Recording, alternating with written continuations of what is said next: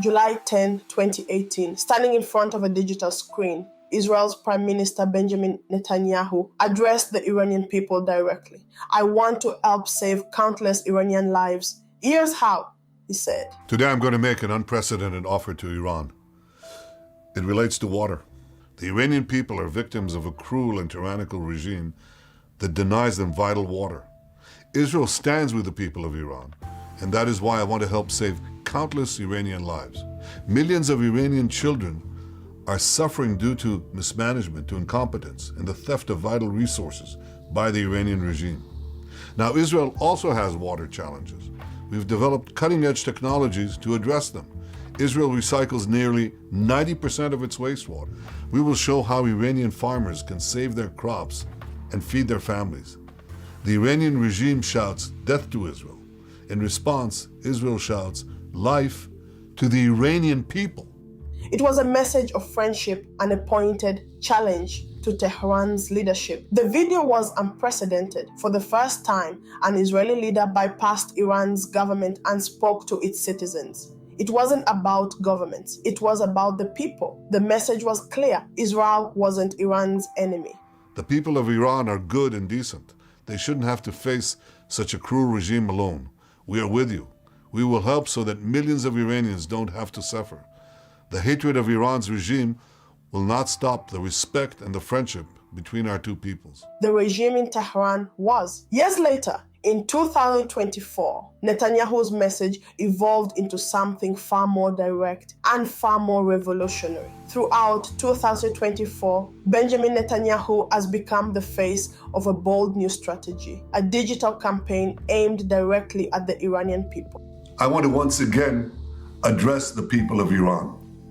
Since we last spoke, the Khamenei regime launched hundreds of ballistic missiles at my country, Israel. I wonder, did he tell you how much that attack cost? Well, I'm not guessing. It's $2.3 billion. That's how much of your precious money they wasted on futile attacks. $2.3 billion. The missiles did marginal damage to Israel. But what damage did they do to you? Videos released on social media platforms feature Netanyahu addressing young Iranians in carefully worded messages. His tone, not one of aggression, but of empowerment.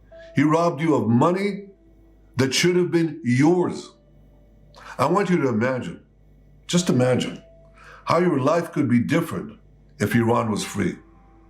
You could speak your mind without fear. You could make a joke without wondering if you'd be carted off to Evin prison. Close your eyes. Picture the faces of your children, beautiful, innocent souls. Think of the endless potential they would have. Their entire lives are ahead of them.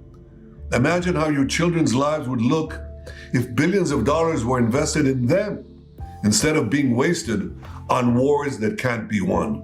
The fall of Assad shows what's possible, he says in one video, referring to Syria's collapse. You too can achieve peace. You too can be free. People of Iran, as we see history unfold before our very eyes, I can only imagine what you're feeling right now.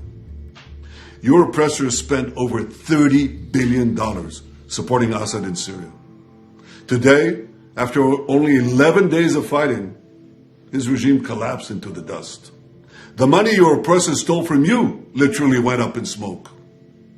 You must be furious imagining the new roads, schools, hospitals that could have been built with the tens of billions of dollars your dictators wasted backing terrorists who lose over and over and over again. And I have no doubt that you, the people of Iran, know this. I know that just as we want peace with you, you want peace with us.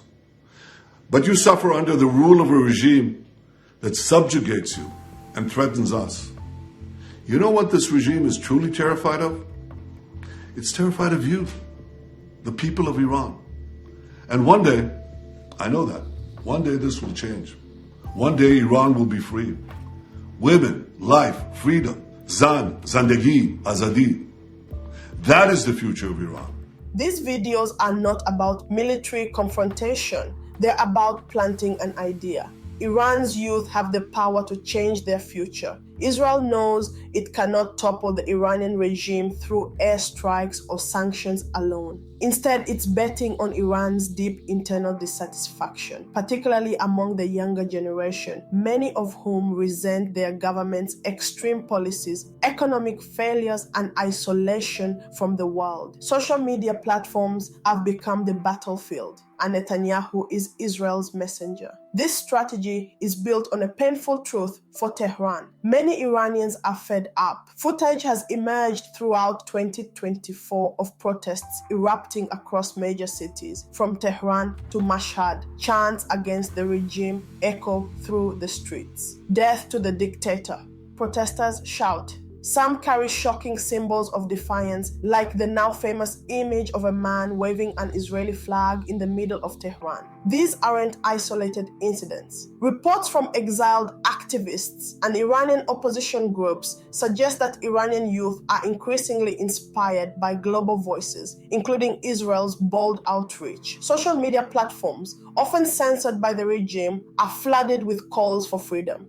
Videos of young Iranians tearing down posters of Supreme Leader Ali Khamenei go viral within hours. The Iranian government knows it's losing its grip. It has cracked down hard, arresting thousands and shutting down internet access. But the seeds of discontent have already been sown, and Israel knows it. While Netanyahu speaks to Iran's youth, Israel's intelligence agency, Mossad, is taking a far more dangerous approach. Reports have emerged that Mossad infiltrated high-ranking members of the IRGC, Iran's elite Revolutionary Guard Corps, earlier this year. On July 31st, 2024, a shocking incident occurred. Hamas leader Ismail Haniyeh, who had been hiding in Iran, was assassinated in a bomb attack at a Tehran hotel. The bomb, planted by infiltrators, demonstrated a terrifying truth. Mossad's reach extends deep into Iran's most secure institutions. The incident sent shockwaves through Tehran. Not only did it expose cracks within the Revolutionary Guard's loyalty, but it also raised a haunting question. How much of Iran's security apparatus has been compromised? If Mossad could infiltrate the IRGC, it could influence key players within the regime. Trust is eroding and paranoia is spreading. Israel doesn't want a direct war with Iran. It doesn't need to. Instead, it is waging a revolutionary war, not through missiles and fighter jets, but through ideas, symbols, and silent operations. The goal: to inspire the Iranian people to rise up and challenge their leaders. Israel's strategy is calculated. It speaks directly to Iran's greatest vulnerability, its internal fractures. The regime in Tehran depends on fear and control to survive, but Israel is exposing its weaknesses. By reaching out to Iran's youth